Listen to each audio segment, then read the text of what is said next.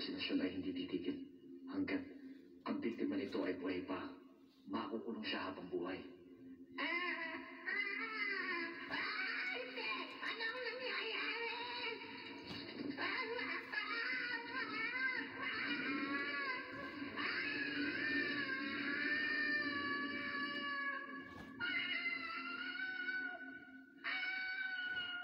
Patuloy niyang lalabanan ng imahan ko ng habang buhay. Ang kanyang walang kamatayan ay hindi makakatulong sa kanya ngayon. Kakanganga ito. Bakit hindi kita mapatay? Medyo kahanga-hanga yun. Tawanan niyo mo nito!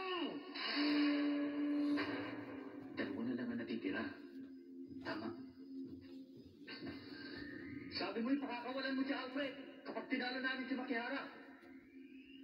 Dapat mong tuparin ang iyong sinabi, dahil kung hindi...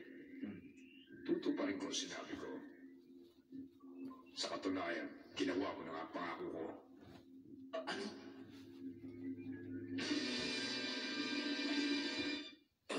Wala doon si Alfred! Nasaan siya? Ayun si Alfred! Alfred!